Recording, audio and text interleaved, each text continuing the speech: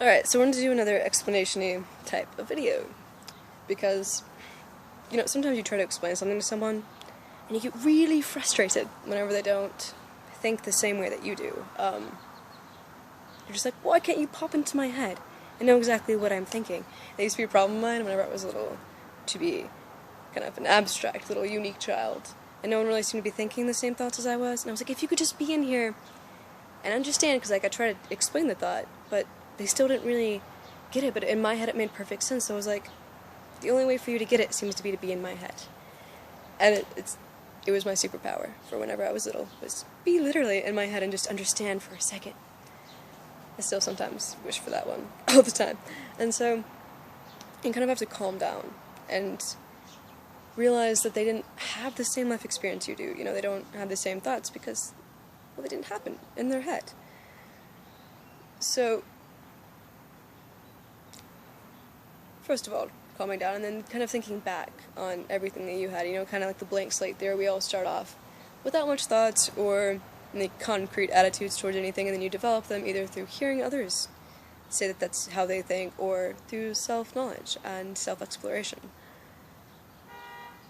And so you have to think back on how you developed that thought, how it kind of came to be, and so the way that mine happened with this whole experiment was, if we go back to the beginning of what I remember without shredding too much self-bias on what I am now, is probably whenever Abby and I kind of started eating a lot of sugar. And before that, we grew up on a farm, and Dad cooked a lot, so we just kind of had a pretty fresh diet. Like, there were even like homegrown tomatoes without pesticides or scary growth things in them.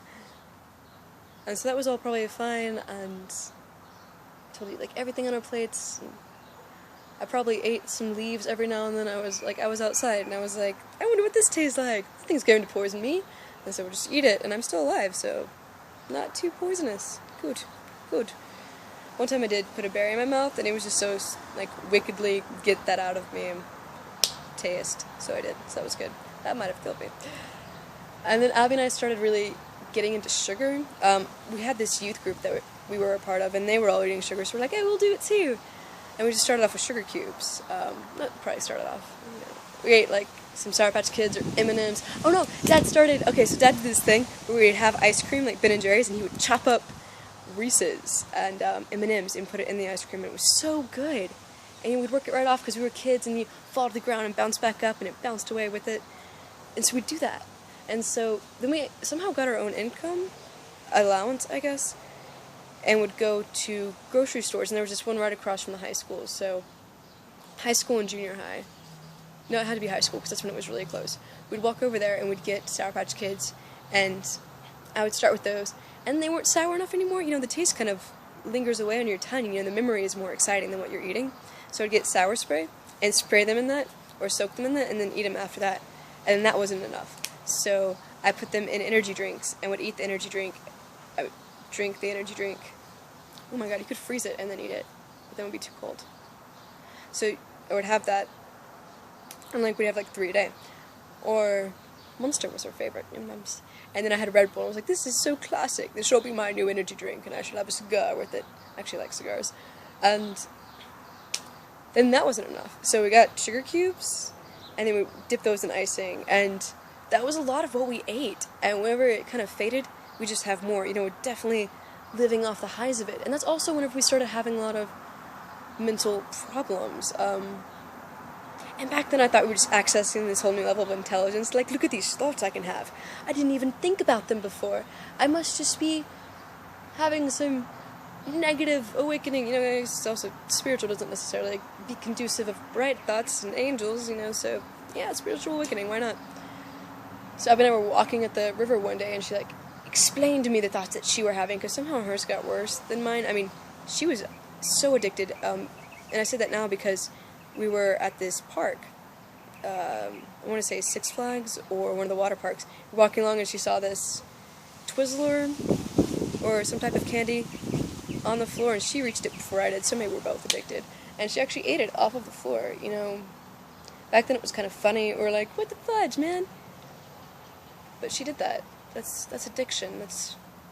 not being able to process not eating it. It's it controlling you more than your sanity in your own mind. And she also ate a Cheeto off the floor of the bus, and then she got a parasite, and ever since then her stomach's been more messed up, and she's had more allergies, and I think it's what contributes a lot to her having more mental issues now, like the OCD and the ADHD, to an apparent spectrum. Where was I? In the thought process. Okay, so we would have all that stuff, and then she got more depressed than I did, and I thought it was so fascinating that she could be so depressed, and she kind of triggered me into having those same thoughts. I was probably then at a predisposition of the sugar and carbs, and then just needed her to trigger into the phase of, suicidal and stuff like that. And then she started, cutting.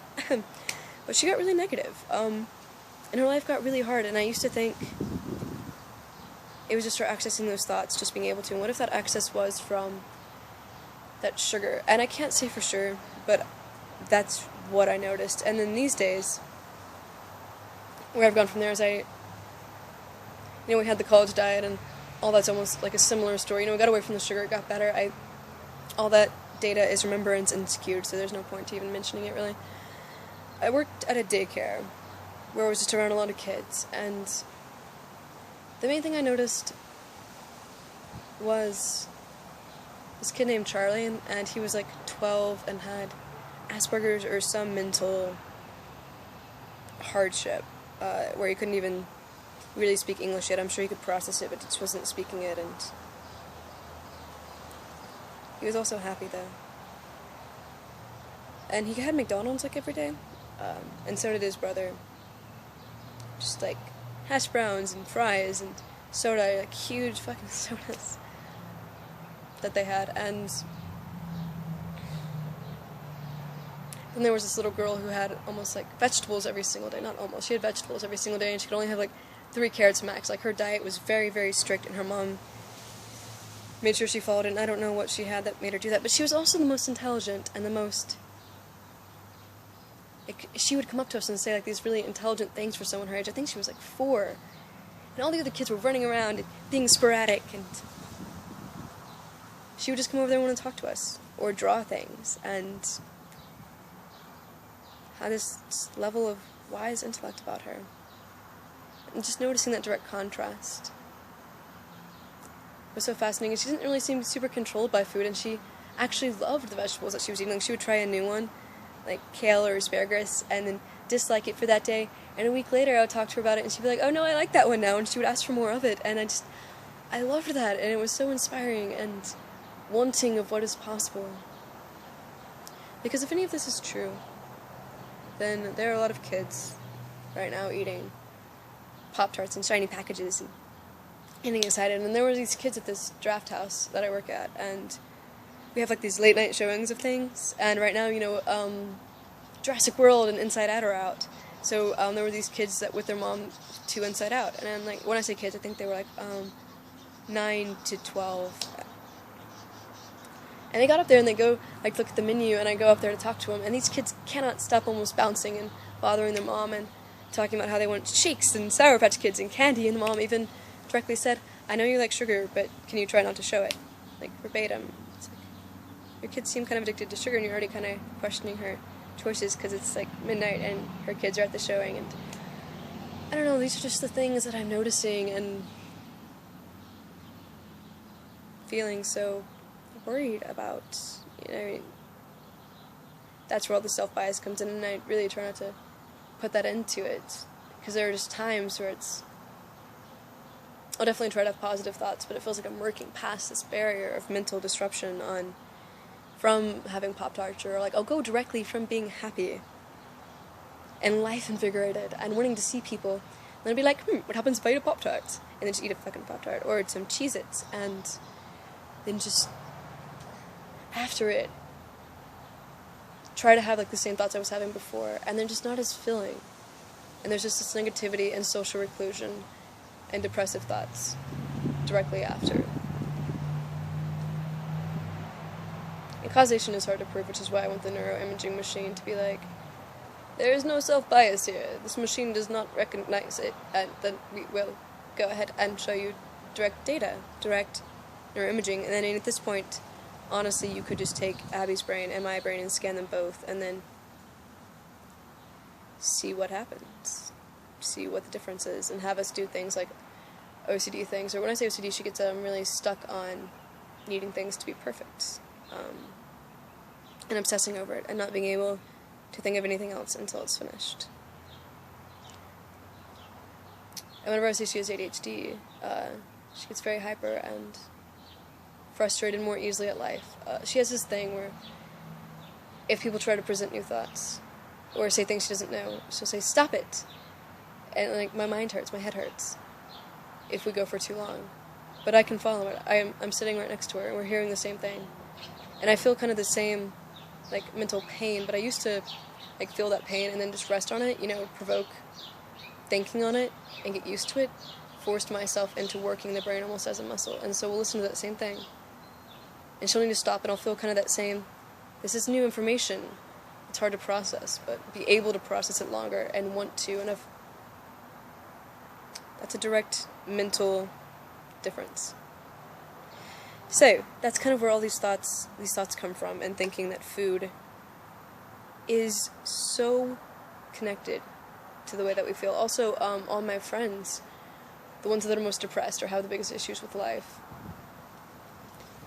are also soon to be having the worst diets, from what I'm seeing. And the friends that I have that are like really into health and really happy tend to be having better diets. And even my mother, whenever she's doing like the hormones and the correct diet, is brighter and happier and able to just not be this kind of scary and raw person that she is, and then just calm down and be like happier. It's all so interesting, and there's so much more work to do. But yeah, that's how the Ainsley box of chocolates mind happened, if you were wondering.